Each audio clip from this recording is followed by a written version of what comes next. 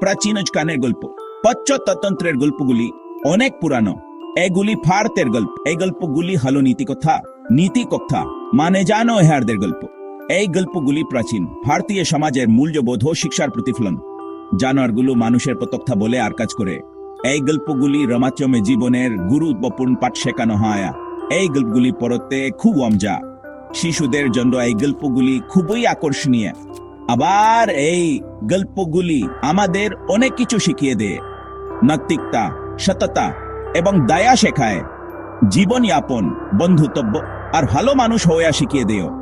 এই গল্পগুলি আমাদের জীবনের প্রতি ক্ষেত্রে প্রয়োজ্য।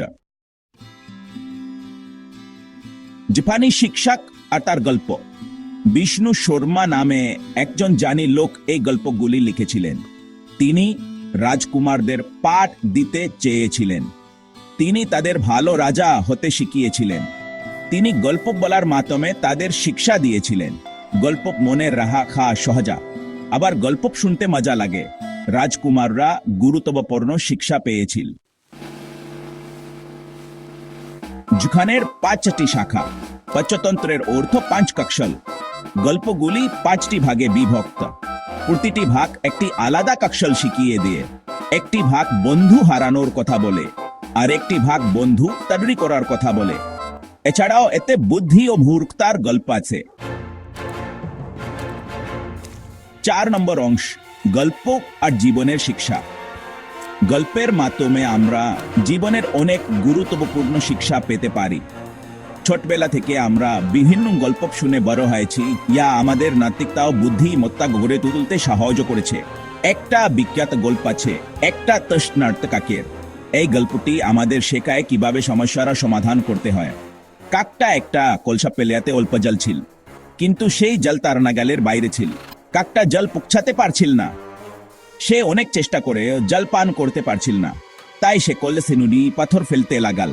একে একে অনেক নুড়ি পাথর লেসে জলের উচ্চতা বৃদ্ধি পেতে লাগাল। কাকের বুদ্ধিমত্তা ও ধৈর্যের ফলে জল উপরে উঠে এল। অবশেষে কাকটা জল খেতে পারল। এই গল্পটি উদ্ভাবনী হতে শিখিয়ে দে।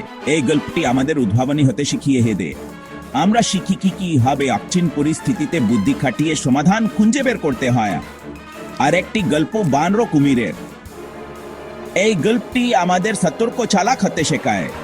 কুমির বানর খেতে চায়, কিন্তু বানরটি খুব বুদ্ধিমান। শেকু মীরকে বোকা বানিয়ে পালিয়ে আয়। এই গল্পটি আমাদের চালাক হতে আর তাড়াতাড়ি চিন্তা করতে শিখিয়ে দেয়। এই গল্পটি আমাদের চালাক হতে আর তাড়াতাড়ি চিন্তা করতে শিখিয়ে দেয়।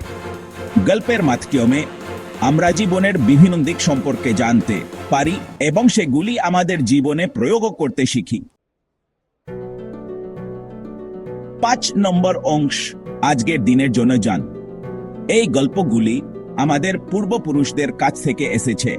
যারা তাদের জীবনের অভিজ্ঞতা এবং শিক্ষা আমাদের সাথে ভাগ করে নিয়েছেন। পঞ্চতন্ত্রের গল্পগুলি অনেক পুরানো। এগুলি প্রাচীন ভারতীয় জীবন এবং নৈতিকতার ভিত্তি, কিন্তু এগুলি আজও গুরুত্বপূর্ণ। আধুনিক যুগে এই গল্পগুলি আমাদের জীবনের বিভিন্ন দিক সম্পর্কে মূল্যবান শিক্ষা দেয়। এগুলি আমাদের জীবনের প্রতিবন্ধকতা সম্পর্কে শিখিয়ে দেয়। আমরা কিভাবে চ্যালেঞ্জ মোকাবেলা করতে পারি তা শিখি। এগুলি আমাদের ভালো মানুষ হতে শিখিয়ে দেয়। আমরা কিভাবে একে অপরকে সাহায্য করতে পারি এবং সহযোগিতা করতে পারি তা শিখি। আমরা গল্পের জানোয়ারগুলি থেকে শিখতে পারি। এই প্রাণীগুলি আমাদের বিহীন গুণাবলী শেখায়। আমরা দয়ালু, সাহসী এবং যুবানী হতে শিখতে পারি। এই গুণাবলী আমাদের জীবনে গুরুত্বপূর্ণ। এই গল্পগুলি চিরন্তন। এগুলি আমাদের সংস্কৃতির একটি অবিচ্ছেদ্য অংশ। এগুলি সর্বদা গুরুত্বপূর্ণ থাকবে। প্রজন্ম থেকে প্রজন্মে এই জ্ঞান এবং শিক্ষা প্রবাহিত হবে।